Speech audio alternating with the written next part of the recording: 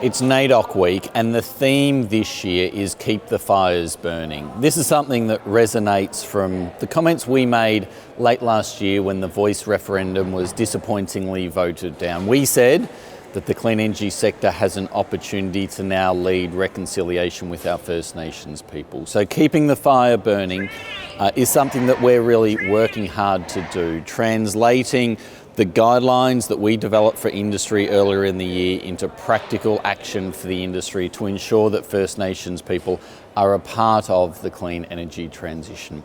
This is part of a theme right around the nation at the moment, and it goes beyond First Nations people and communities to the community at large. There is clearly very high expectations about the role of the community, how they're treated, how they're partnered with around clean energy projects. This is a hot topic. It has been for a while, and it's not going to go away. Not surprisingly, we're seeing governments and regulators lean in. They're wanting more. They're wanting more from the industry. There's a development of a whole range of tools and measures, from criteria to codes of conduct to best practice, you name it. There's a lot going on. This intersects from access regimes for renewable projects connecting to the grid.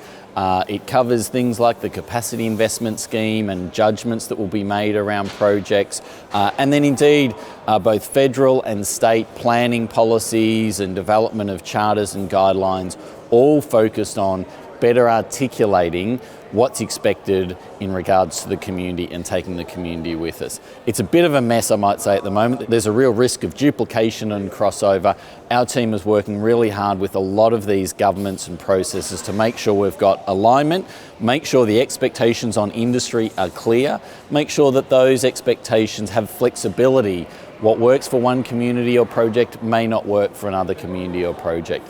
That flexibility is really important. But we're working hard to make sure there's consistency, there's clear articulation of expectation, and our industry can get on and deliver those extraordinary outcomes for communities, which we know are at the heart of the clean energy transition.